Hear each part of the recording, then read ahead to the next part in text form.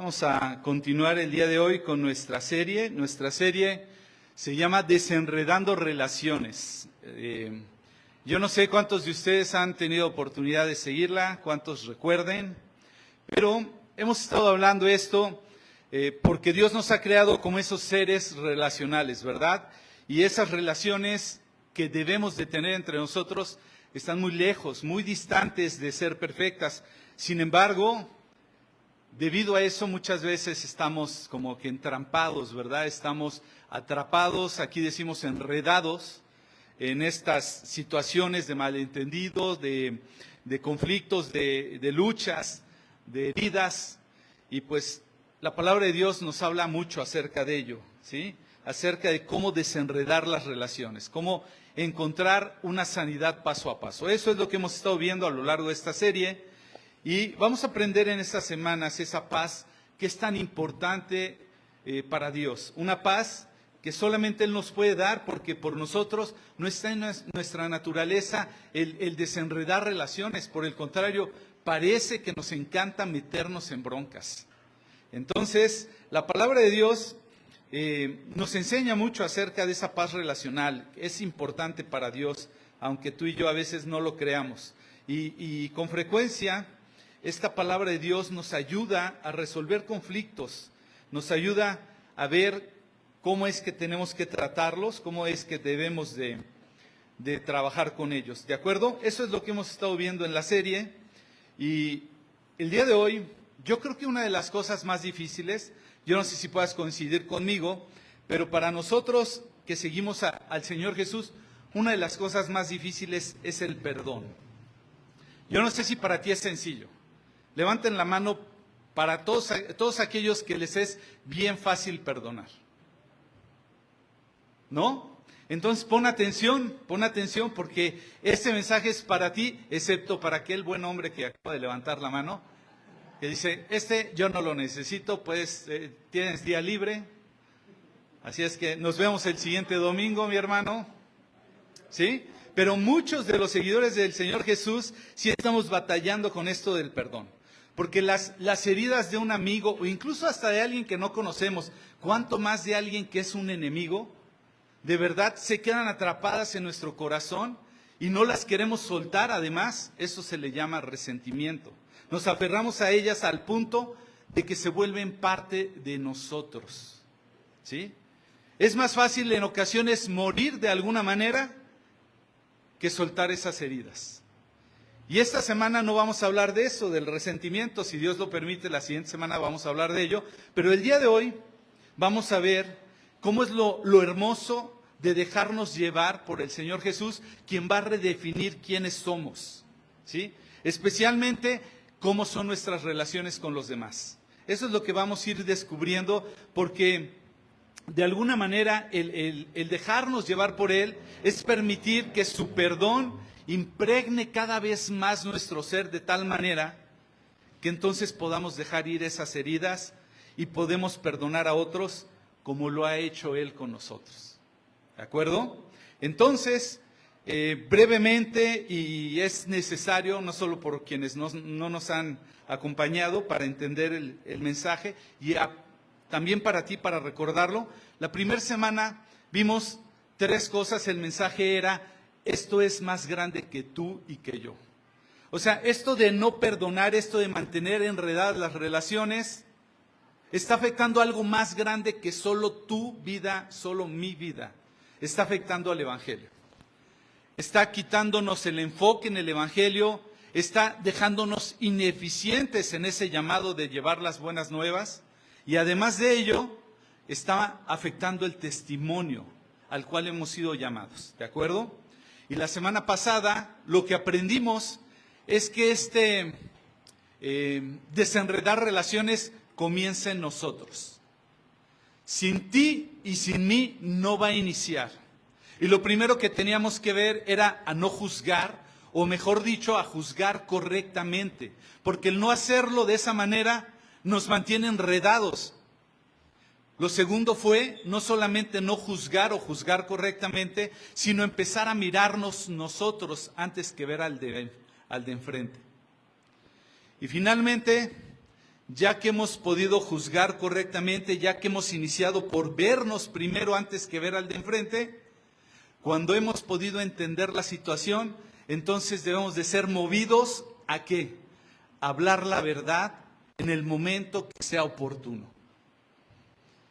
Alguna vez compartí dentro de lo que son las bienaventuranzas, bienaventurados son los pacificadores, y ahí tú vas a poder buscar ahí en Spotify o en Facebook el mensaje. Ni siquiera me acuerdo, tristemente le cambio ahí a veces los títulos que cuesta trabajo, pero a ver si me acuerdo ahorita. Pero bienaventurados los pacificadores, no me acuerdo, estuve tratando de hacer esfuerzo. De bienaventurados los pacificadores no significa los que ignoran el conflicto por no hacer bronca. Significa los que se agarran de la verdad para tratar de resolver la situación y con eso encontrar la paz de Dios.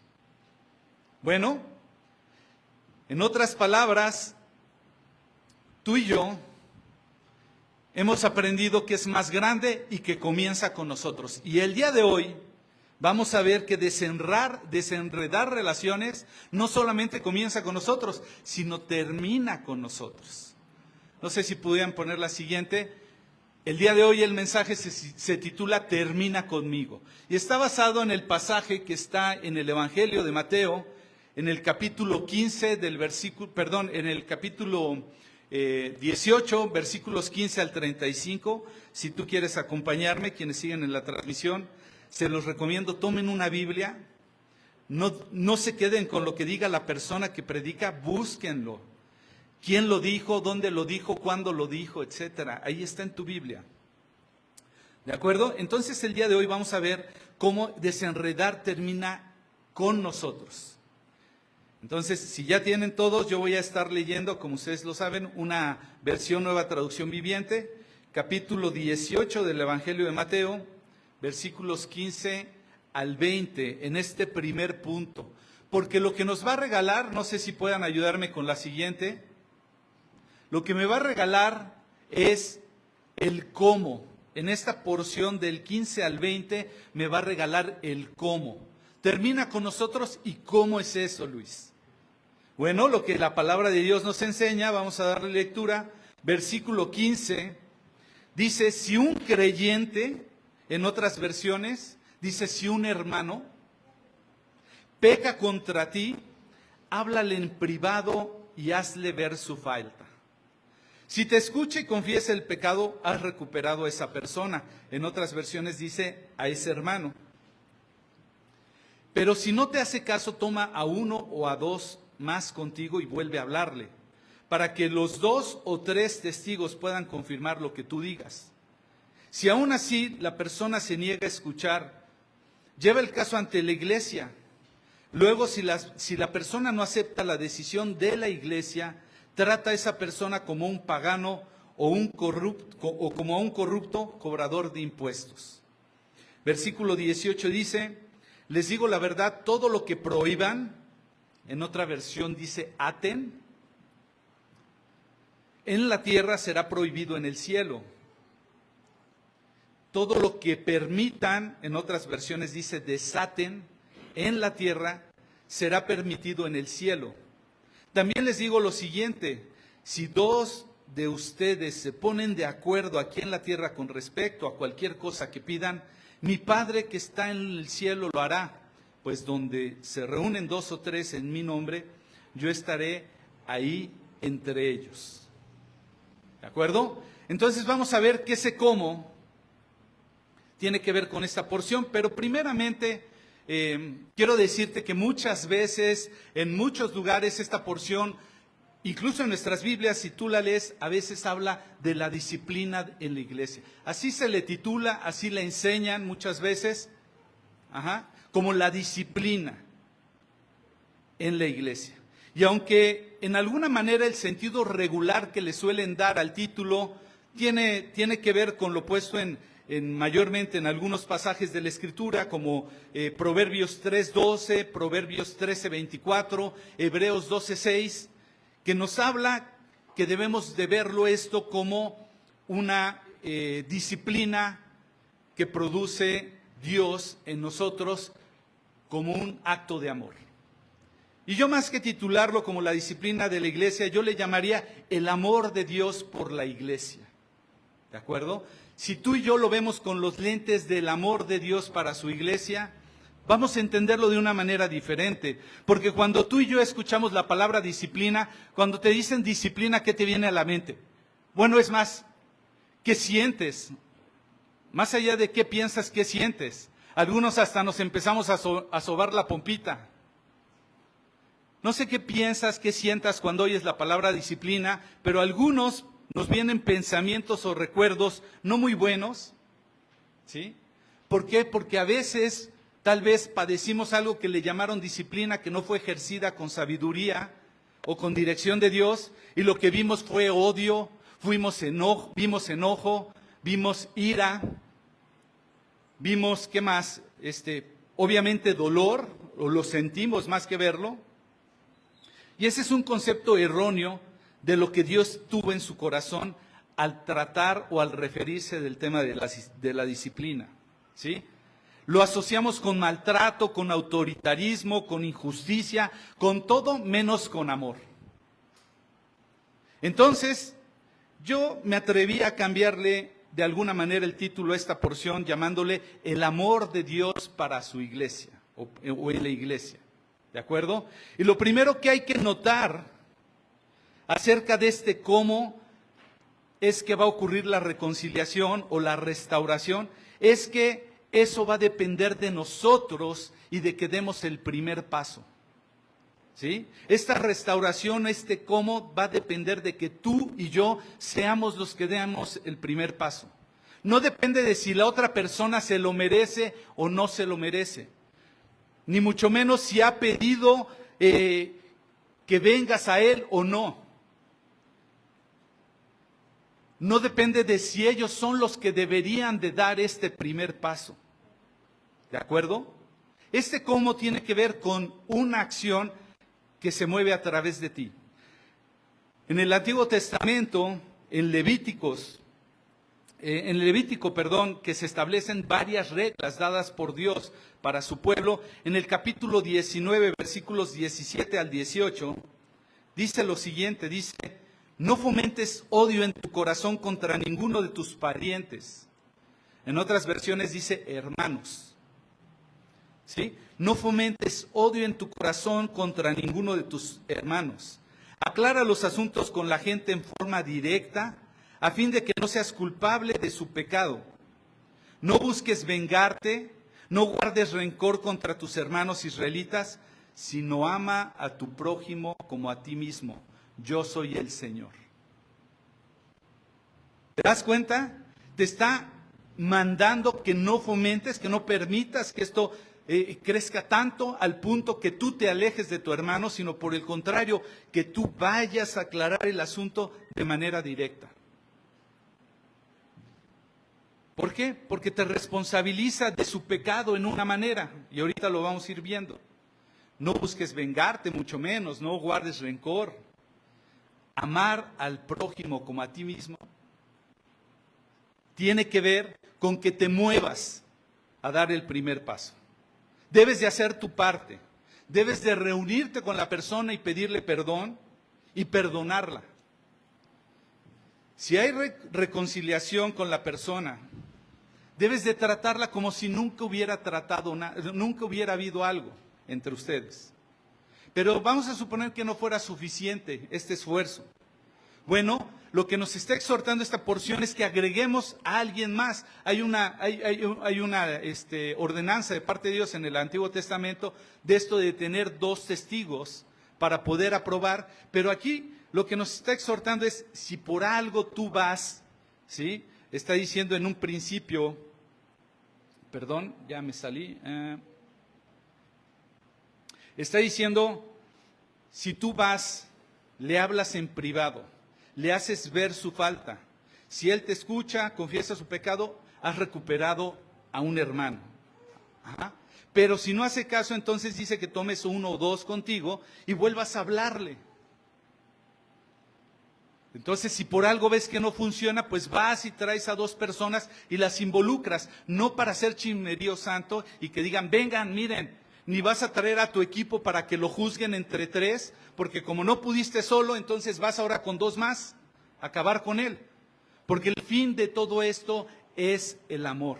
Hebreos 12:6 está hablando que la disciplina que vas a ejercer contra tu hermano debe ser una motivación de amor. Y el amor lo que hace es restaura. No acaba, no desecha. ¿De acuerdo?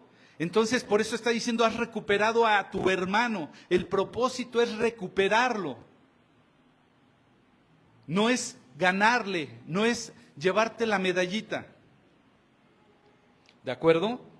Entonces, es amar a tu hermano como a ti mismo, como lo hemos visto en Levítico. Si no puedes tú, agregas a alguien más a la conversación, hasta que el último recurso sea aislarlo de la comunión con los demás. ¿Sí? Esta debe ser una de las cosas más difíciles. Tristemente he tenido que participar en una situación de estas, en donde hemos tenido que proceder con el aislamiento, separarlo del resto del cuerpo de Cristo. Y esto solamente se tiene que hacer hasta que se agotaron todas las demás opciones de reconciliación. ¿Por qué? Porque la persona no está dispuesta a restaurarse, a juntarse. Es más, no lo recuerdo bien ahorita, parece que fuera Mateo 5, si mal no recuerdo, me viene a la mente.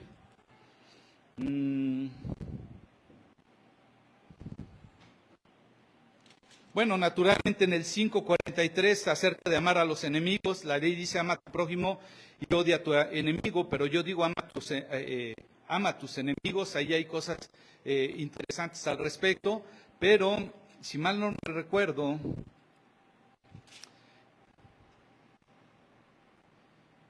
en una parte está diciendo, creo que es Mateo 5, no recuerdo bien, ahorita lo traje a la mente, pero está diciendo, si tú sabes que tienes algo contra tu hermano, o hay algo contra tu hermano, y vas a venir a adorar a Dios, deja tu ofrenda y ve y reconcíliate con tu hermano.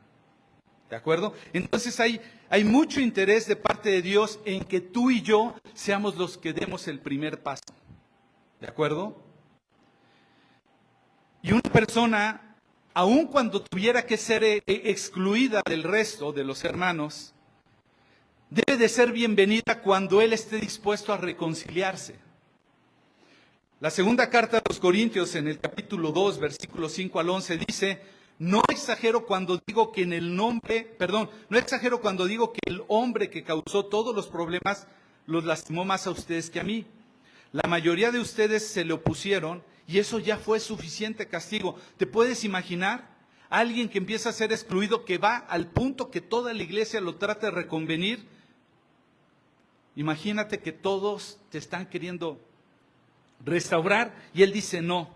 Dice ya con eso ya fue suficiente castigo, dice Corintios. Bueno, Pablo en la segunda carta, o Dios a través de Pablo en la segunda carta de los Corintios, dice ya fue suficiente castigo. No obstante, ahora es tiempo de perdonarlo y consolarlo. De otro modo, podría ser vencido por el desaliento. ¿Te puedes imaginar en una manera una persona desechada de alguna forma? Pues se va a desalentar, pero es tiempo de perdonarlo y consolarlo. Dice el versículo 8, así que ahora les ruego que reafirmen su amor por él. Reafirmar su amor por él. Les escribí como lo hice para probarlos y ver si cumplirían mis instrucciones al pie de la letra. Si ustedes perdonan a este hombre, yo también lo perdono. Cuando yo perdono lo que necesita ser perdonado, lo hago con la autoridad de Cristo en beneficio de ustedes, para que Satanás no se aproveche de nosotros, pues ya conocemos sus maquinaciones malignas. Así es como se trata a alguien que se llegara hasta el último extremo. En una muestra de amor que si aún está dispuesto a reconsiderar, tú debes de restaurar tus muestras de afecto para él. Tú y yo tenemos dos opciones. O somos de la iglesia de los hermanos del hijo pródigo, que cuando regrese el hijo pródigo nos enojamos con Dios, o de la iglesia de Jonás que dice, ¿Para qué me mandas a decirles que se arrepienten si sí se van a arrepentir? O sea, o somos Jonases o hermanos del hijo pródigo, o somos de los que realmente anhelamos que se restaure a alguien. Lo he dicho muchas veces, es lamentable que la iglesia de Cristo a veces es la que más soldados caídos deja en el camino. No va por ellos, no los restaura. Que se lo merezca. Él decidió irse de pródigo. En el pasaje del hijo pródigo, está regresando el hijo pródigo, el padre está dispuesto a hacer fiesta, quisiera que el hermano se sumara y el hermano le reprocha. ¿Por qué? Porque se siente muy justo. Yo he estado aquí, he estado haciendo todo y hasta puerco le quieres matar casi, ¿no? Bueno, no, porque eran judíos. ¿Te das cuenta? Tú y yo somos llamados a la restauración. Pero no a la manera del mundo, ¿sabes? Lastimosamente, a veces no solamente no queremos arreglar nada. Lo evitamos, lo callamos, lo soportamos. Ahí voy a ir a la iglesia y lo voy a seguir soportando. Ya en un punto extremo, mejor me voy de la iglesia. Me voy de la iglesia, mejor ni me meto en broncas, no lo trato, que se quede ahí, yo me voy. Y ya te lo he dicho en otros mensajes, las 2 semanas anteriores. ¿Qué va a pasar? Te vas a ir de iglesia en iglesia en iglesia, se te van a acabar. Y si acaso lo queremos resolver, ¿sabes cómo lo queremos resolver? A la manera del mundo. Primera de Corintios capítulo 6, versículo 1 al 7 dice: cuando uno de ustedes tiene un conflicto con otro creyente, ¿cómo se atreve a presentar una demanda y pedirle a un tribunal secular que decida sobre el asunto? En lugar de llevarlo ante otros creyentes, o es decir, en otras versiones dice, ante el pueblo santo de Dios. ¿No se dan cuenta de que algún día nosotros los creyentes juzgaremos al mundo? Y dado que ustedes van a juzgar al mundo, ¿no son capaces de resolver pequeñas cuestiones entre ustedes? ¿No se dan cuenta de que de que juzgaremos a los ángeles? Así que deberían de ser capaces en resolver los conflictos comunes y corrientes que ocurren en esta vida. Si tienen conflictos legales acerca de tales asuntos, ¿por qué acuden a los jueces que son fuera y no son respetados por la iglesia? Digo esto para que se avergüencen. ¿No hay nadie en toda la iglesia con suficiente sabiduría para decidir sobre estos temas? En cambio, un creyente o un hermano demanda a otro justo frente a los incrédulos. Imagínate qué manera de resolver, a la manera del mundo. Dice el versículo 7, dice, el hecho de que tengan semejantes demandas legales unos contra otros es en sí una derrota para ustedes. ¿Por qué mejor no aceptar la injusticia y dejar que el asunto como está? ¿Por qué no se dejan estafar? En cambio, son ustedes mismos los que hacen lo malo y estafan aún a sus propios hermanos en Cristo. Tú y yo tenemos que tomar el paso. Tú y yo tenemos que buscar a otros que nos ayuden. Y el fin de todo esto debe ser la restauración y la motivación correcta debe ser el amor. No es quién tiene la razón o quién gana el pleito. Recuerdo en una ocasión tuve un problema con una persona, un hermano en Cristo. Habíamos emprendido un negocio. Después de un muy poco tiempo y de una buena cantidad de inversiones que hice, me dijo, ya no quiero seguir con el asunto. Teníamos una muy buena deuda. Y le dije, bueno, ¿y cómo le vamos a hacer para pagarla? Y me dice, el dinero lo pediste tú. No, hombre, yo me revolvía. Todavía de ese dinero me había pedido prestado para algo que iba a arreglar su moto. Y todos los días, dado que era mi vecino, lo veía pasar con su moto arreglada y todo. Y yo todavía pagando el dinero.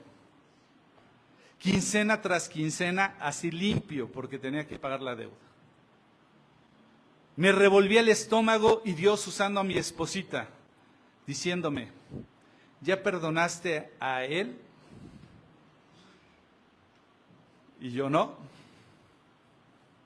Tienes que buscar al Señor para esto.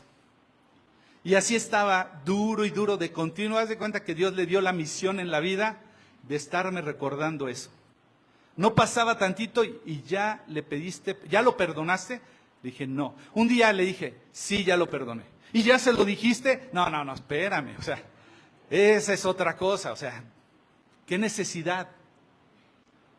Pues pídele al Señor que te dé el poderlo perdonar y decírselo.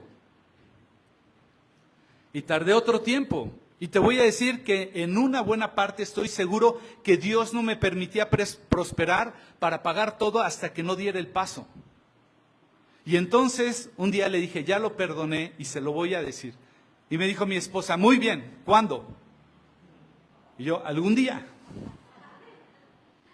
Cuando ya determiné el día, me dijo mi esposa, lo vas a invitar a comer para pedirle perdón. Y yo dije, vaya, tú eres más dura que el Señor nada más me dijo que hasta ahí, que un día que lo viera pasar, te perdono. Total que un día le hablé y le dije, te quiero ver, quiero invitarte a comer. Por supuesto que se extrañó. Fuimos a comer, unos taquitos sudados para no gastar mucho, ya me debía mucho. Miento, Dios sabe que lo invité a comer algo rico, algo que yo hubiera querido comer ese día. Fuimos a comer, le pedí perdón por todos los años, te hablo de años, deseándole el mal y que le costara 10 veces más lo que me estaba costando pagar. Le dije, te quiero pedir perdón, perdóname porque te he deseado el mal como no sabes en este tiempo. Y empezó a llorar de alguna manera y me dijo, yo te perdono. Me dice, realmente me ha ido muy mal. Creo que ya murió la pila, espero que me escuchen.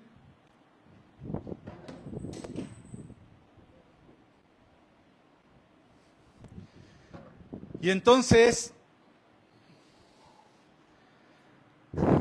realmente conmovido por mi actitud, me dijo, yo te perdono. Y te pido me perdones porque sé que te causé un daño fuerte todo este tiempo. A ver si se escucha, ¿ya? Y me dijo, seguramente yo te causé un daño muy grande y quiero que me perdones. No tengo forma de pagarte, me ha ido muy mal todos estos años. Dice, pero te perdono y quiero que me perdones porque yo creo que estoy pagando de una manera lo que yo te causé. Y dije, no te preocupes. A partir de ese momento recuperé un amigo. Curiosamente, aunque él se ha alejado del Señor, todavía lo trato, tengo muy buena relación con él. Le he confiado muchas cosas de mi vida económicas, porque él se dedica a otros asuntos que no voy a dar detalle para que no distingas quién es si es que lo conoces. Le he confiado cosas personales, inversiones que he hecho.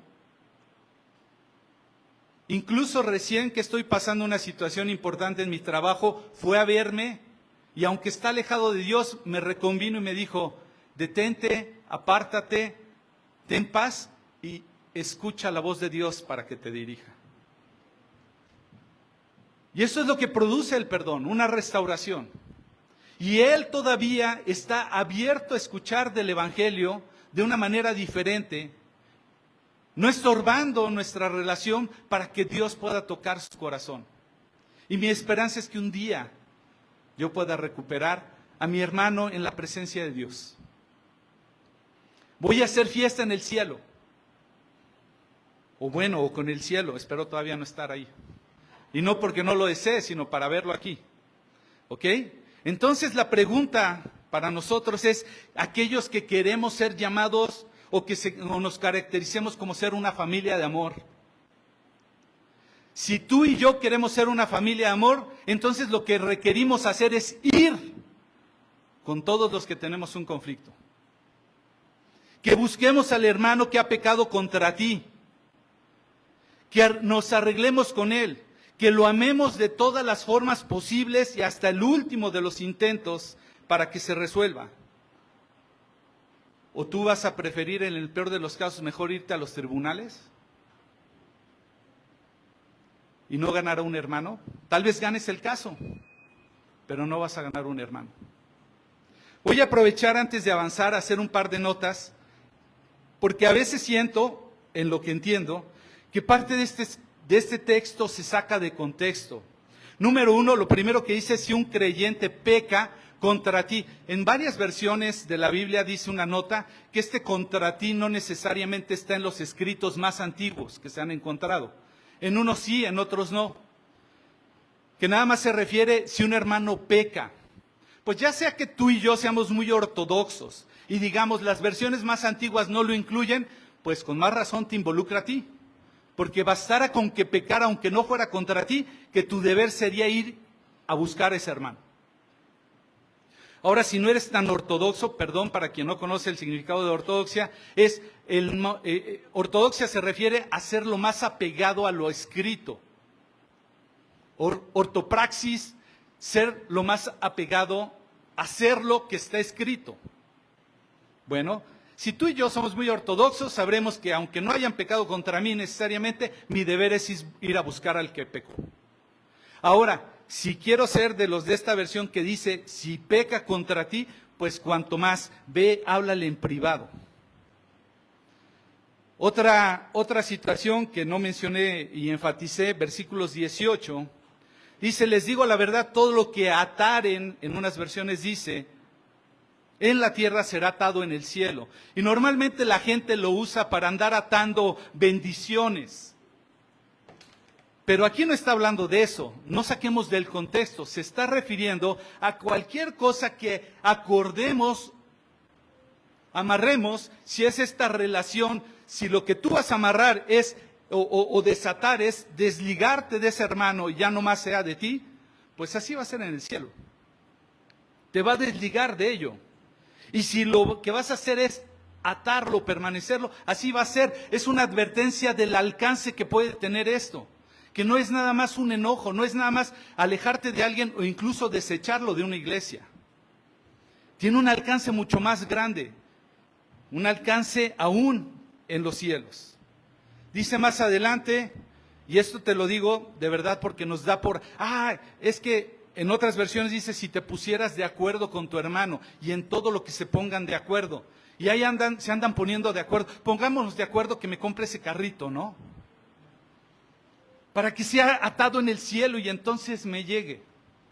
Aquí se está tratando de un asunto de restauración.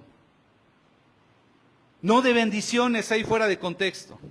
Dice el versículo 19, también les digo lo siguiente, si dos de ustedes se ponen de acuerdo en la tierra con respecto a cualquier cosa que pidan al Padre, que está en el cielo lo hará. Vamos a ponernos de acuerdo, ¿no? Dice más adelante el 20, pues donde 2 o 3 se reúnen en mi nombre, yo estaría ahí. Y uno preguntaría, híjole, cuidadito, me agarren solo, porque entonces el Señor no va a llegar al encuentro. Voy a tener que salir a buscar a alguien más para que Dios pueda estar entre nosotros. No, lo que está diciendo es, el alcance es mucho mayor. En ese conflicto, date cuenta que cuando hay 2 o 3 reunidos en su nombre, Él está ahí también, dispuesto a obrar en la restauración.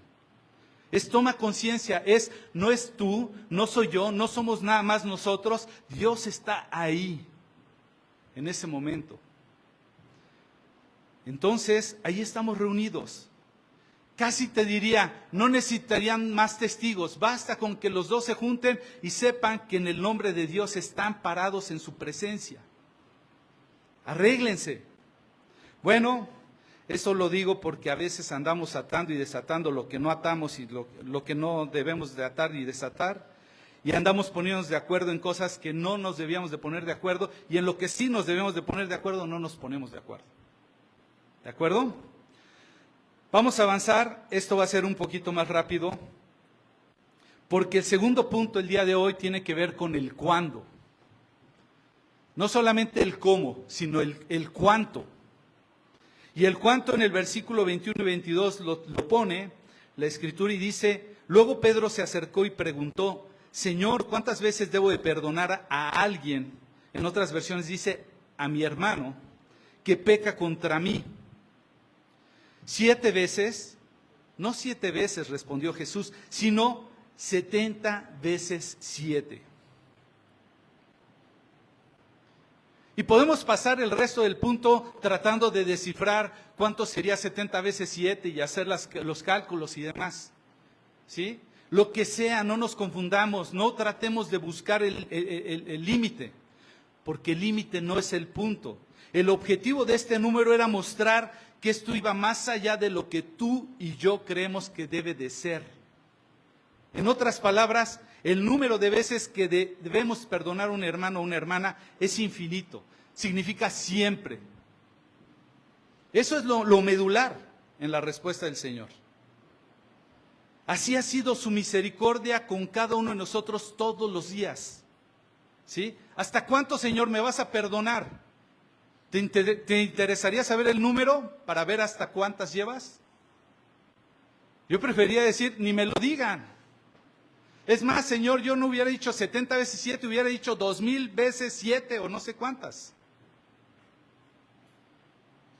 Así es su paciencia por nosotros, así de grande su amor. ¿Te das cuenta? El cuánto, las veces que sean necesarias. El último punto tiene que ver con la siguiente, por favor. El por qué.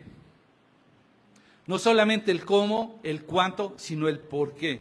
Versículos 23 al 35 dice: por lo tanto, el reino del cielo se puede comparar a un rey que decidió poner al día las cuentas con los siervos que le habían pedido prestado dinero. En el proceso, le trajeron a uno de sus deudores que le debía millones de monedas de plata. No podía pagar, así que su amo ordenó que lo vendieran junto con su esposa, sus hijos y todo lo que poseía para pagar la deuda. El hombre cayó de rodillas ante su amo y le suplicó: por favor, tenme paciencia y te lo pagaré todo. Entonces el amo sintió mucha lástima por él y lo liberó y lo perdonó de la deuda.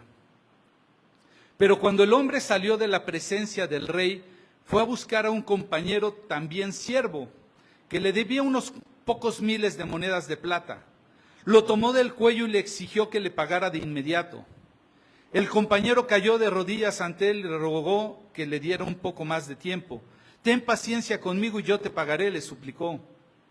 Pero el acreedor no estaba dispuesto a esperar, hizo arrestar al hombre y lo puso en prisión hasta que pagara toda la deuda. Cuando algunos de los otros siervos vieron eso, se disgustaron mucho. Fueron ante el rey y le contaron todo lo que había sucedido. Entonces el rey llamó al hombre que le había perdonado y le dijo: siervo malvado, te perdoné esa tremenda deuda porque me lo rogaste. ¿No deberías de haber tenido compasión de tu compañero, así como yo tuve compasión de ti? Entonces el rey, muy enojado, envió al hombre a la prisión para que lo torturaran hasta que pagara toda la deuda. Eso es lo que les hará mi Padre Celestial a ustedes si se niegan a perdonar de corazón a sus hermanos. Se oye fuerte, ¿verdad? En el famosísimo Padre Nuestro, como lo conocemos en Mateo 6, aún nos está advirtiendo que si nosotros no perdonamos, nuestro Padre no nos perdonaría.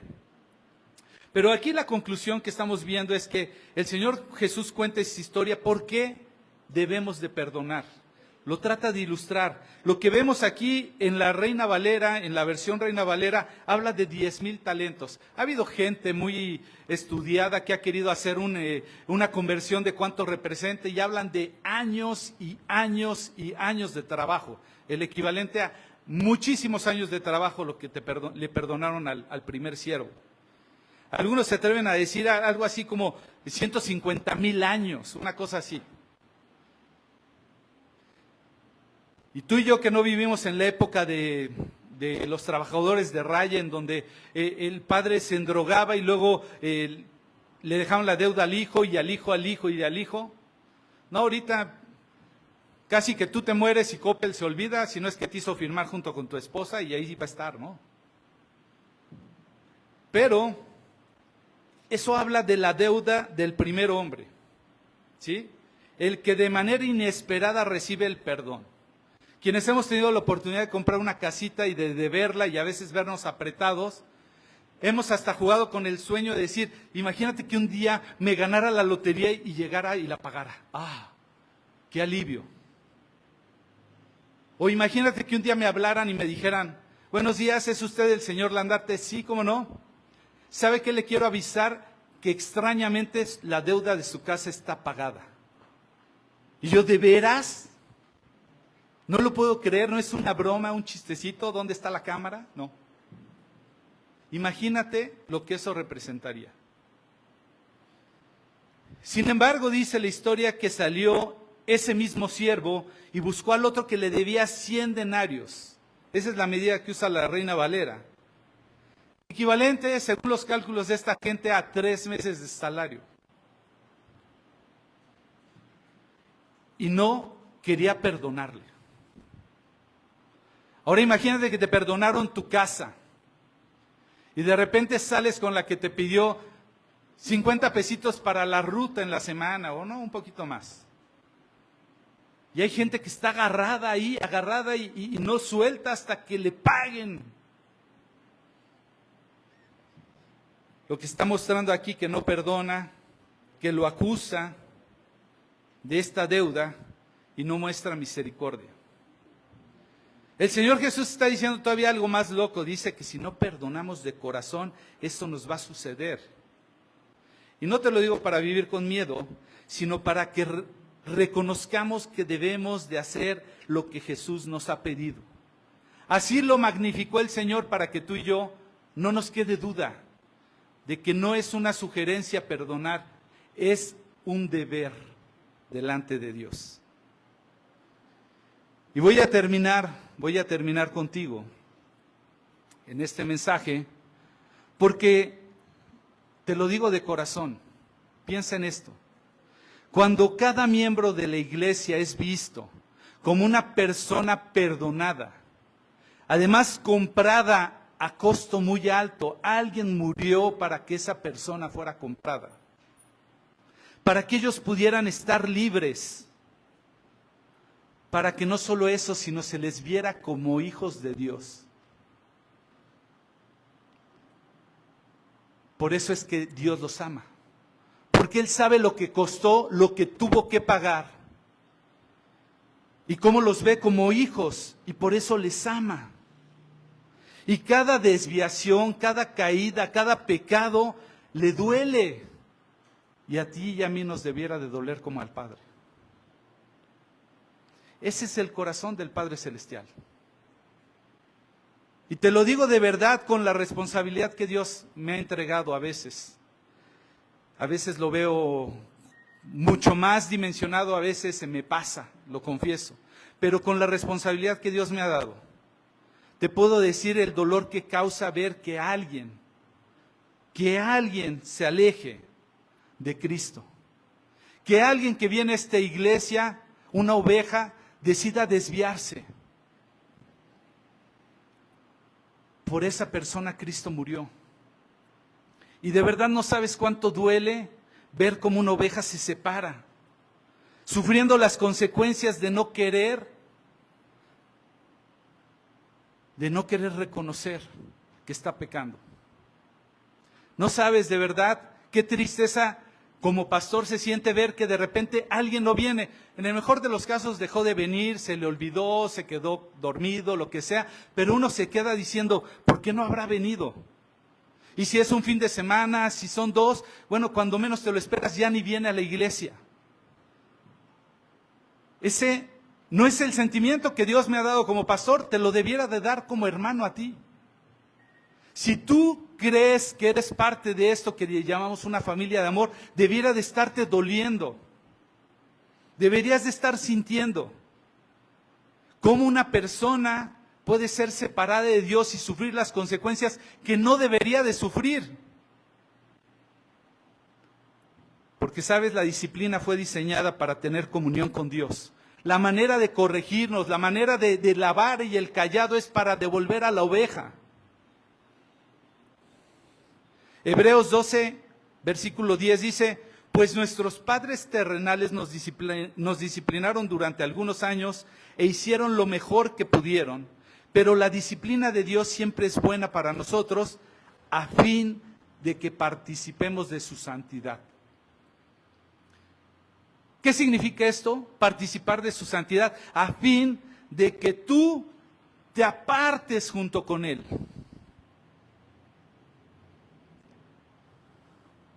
Cuando yo peco, mis hermanos, si tú me dejas, si tú permites que yo me aparte, cuando yo me aparto, lo que voy a dejar de tener es comunión con Dios. Si yo dejo de tener comunión con Dios, no solamente voy a pecar, sino voy a seguir pecando. Y si yo sigo pecando, cada vez lo voy a hacer peor. Y lo que va a pasar es que no se va a ver tu amor por mí. Lo que se va a ver es que me vas a rechazar.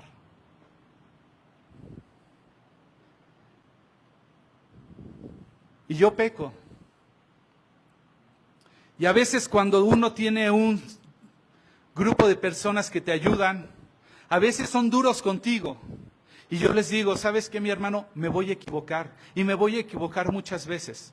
Pero yo no necesito a alguien que venga a estarme juzgando de una manera equivocada para estarme lastimando. Yo lo que estoy necesitando es alguien que me quiera restaurar.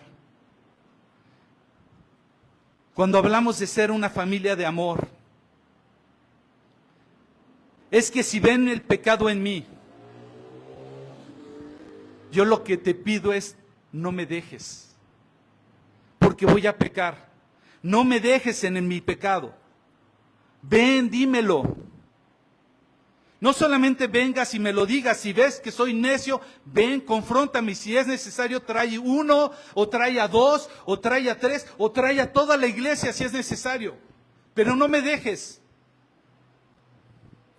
Porque si no, no me estarás amando, ¿sabes? Es fuerte lo que te voy a decir. Pero yo no estoy esperando de ustedes una persona que se diga ser una familia de amor y que no le importe. Sino estoy esperando a alguien que vaya por mí cuando esté en mis peores días. Trae a todos los que puedas, no importa, pero vengan.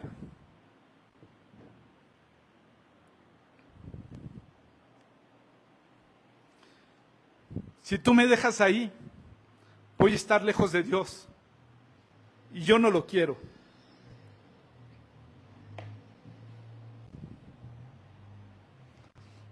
Yo no quiero estar lejos de su comunión, ¿sabes? Estar lejos de Él es estar lejos de la bendición.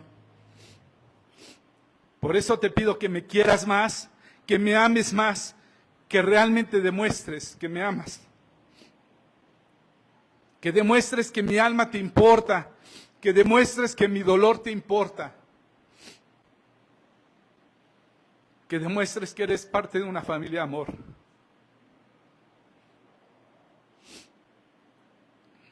¿Cuántas veces, mi hermano? Las que sean necesarias. Eso es lo que estoy esperando de ti, las que sean necesarias. ¿Por qué? Simplemente por el amor que Cristo puso en ti y porque tú ya experimentaste que te hayan perdonado. Por esa razón nada más.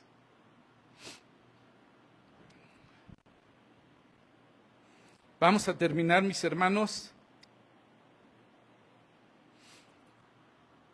Valdría la pena que te pusieras a pensar ahorita si tienes algo contra algún hermano. Dios quiere no solamente que lo guardes aquí, ni mucho menos que salgas y digas, ok, estuvo interesante, hasta Luis me conmovió. Sino que verdaderamente te salgas pensando si acaso alguien ya no viene y posiblemente sea porque tú lo lastimaste o él te lastimó. A lo mejor ni fuiste tú ni fue otro, a lo mejor fue en otra iglesia. ¿Sabes que hay gente que ya no se congrega o ha decidido no tener una relación con Cristo por lo que pasó en algún lugar? Nuestro deber es restaurarles.